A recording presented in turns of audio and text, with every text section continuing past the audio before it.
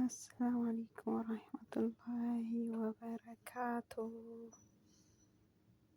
Sirra jirtu washamaa harka fuune kabajamtoota fi hordoftoota maatiiwwan koo ani haa jiraatu baga jiraattanii akkami jirtanii naguma nageenyi badhaadha kan nyaattan badhaadha alhamdulillah rabbil aalamiin na biraa nagaa bareeda galanni isaa haa ga'uu rabbiin galanni haa ga'uu isiniin jedha kaayu ani haa dhufu baga nagaan dhuftani galatooma hundi keessanuu asumaanuu warri maatii nuuf hin ta'in maatii nuuf ta'a hin dagatinaa gaaya like share subscribe gochuu hin dagatinaa isiniin jedha akkasii akkam jirtanii jiruun biyya Oromaa kun maal fakkaata haala kamitti waliin jirtanii isiniin jedha kaame inshaallah abshiraa hin darba wanti marooyyoo hin darbin hin jiru har'ammoo wanni qabadhee dhufee akkuma argitanii hagayoom akkatti booyaa jiraanna nuti wallaahi hedduu tokko jechuun haati teenna tuni wallaahi nama guddaadha dhugaa dubbatuu fi yoo viidiyoo isii akkasitti boottu argu wallaahi mimmaan qabatuu dadhabee wajjiin booye hedduu tokko garaana nyaattee hedduu tokko natti ulfaatee bakka hin jiraa miti wallaahi waan baay'ee namatti ulfaatu rabbiin isii bira haa jiraatu rabbiin nagaa maatii sitti haa galchu na dhukkuba jetti hojii kaan irraa bahe hojii kaanitti na dabarsan jetti waan hojii kaan irraa bahe hojii kaanitti na dabarsan jetti na galchaa jennaanii birrii na gaafatanii jedhan yaa ummata garaa jabaatu ummata keenya wallaahi ummata birritti amane yaa rabbi nu qajeelchi wallaahi laaziim sababa birrii isii fidanii jedhanii isii dhibamtee dalagaa dadhabde dhibee kana jechuun isii dhibamaa jirtu mana yaalaan geessan qorichan kennaniif yoo isin hojii kaan irraa baate hojii makaanitti dabarsanii subhaanallah namni ummata keenyaa kun garaa jabaatu jira jedhaa baran zeegama keenya namichi akkatti garaa jabaatamu sila zeegan birallee akkanumatti garaa walitti jabaata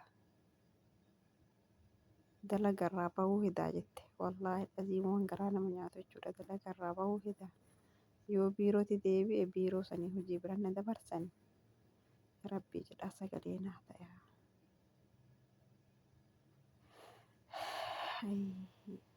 namittiin immoo kalaas saafaruu hidhaa biirootti si deebisa jedhaa ni jirti shaanxaa kee walitti qabadhu jetteen isiin immoo biiruma sanittuu deebi'uu gara dhabdee akkaataa taatu dhabdee deebi'aa jirti malee deebi'uun barbaaddu ilmoota akkittii qabaa odoo hin duune ilmooti isa wal na agarsiisaa jette ilmooti isaniin osoo asittan hin duune wal na agarsiisaa jette subhaanallah ummata garaa jabaatu sagalee naa ta'a jette naasiraan oli asli maakiyooro jara kana biraan naa gaya rabbiin sodaadha sagalee naa ta'a jette maal nam tokko yoo dhibame yookiin mana yaalaa geessanii wal'aanoodhaa dhibee namni tokko yoo dhibee sanuu mataa ofiitiifuu jiraate fayyadamee nama fayyada nama mataa isaatiifuu fayyaa hin qabne mee nyaata hojjadha jettee nyaata hojjattee kushiinaa kana keessatti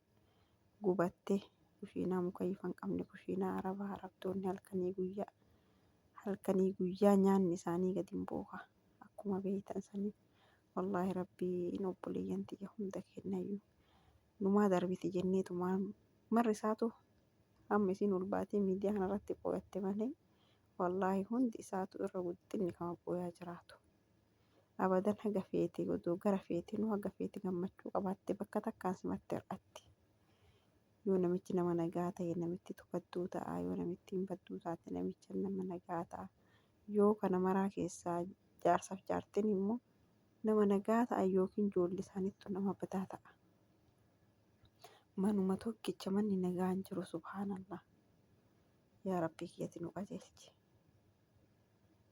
Yaa rabbi ati nu dabarsi biyya hambaa kanarra nu dhoofini biyya teenya nu bilisoomsi.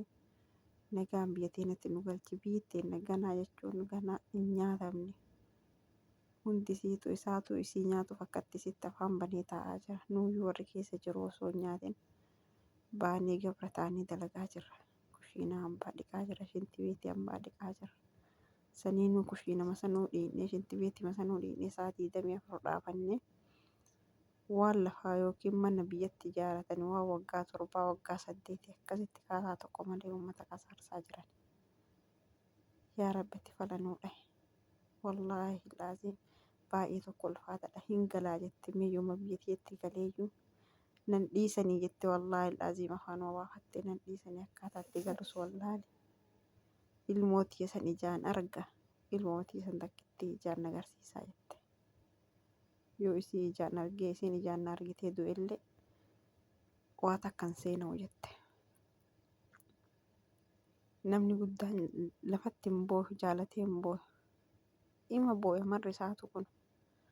Yaa rabbi boo'insa kana gahee jedhii nurraa fuudhi. Yaa rabbi biyya teenya nuu bilisoomsi. Wallaahi hiyyummalleen biyyuma ofiitiin tolti. Dhibeelleen biyyuma ofiitiin tolti. Wanni hunduu namni biyya ofii keessatti jechuun beela'ee bishaan qabbanaa yoo dhuge wallaahi santu irra caala. Riyaala fi doolaara asii lakkaayanii akkatti dhiiga booya. Imimmaan bira taranii dhiiga booya. Waa meeqa miidiyaa kanarratti argaa jirra.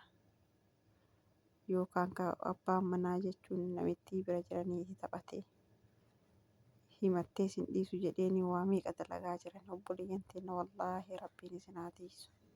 Rabbiin bakka hamtuu tana caalaa hamtuu rabbi nutti hin fidini. Tanaasumatti rabbiin ga'e jedhee nurraa haa dhaabu. Obboleettii teenya tanallee rabbiin nagaan haa galchu.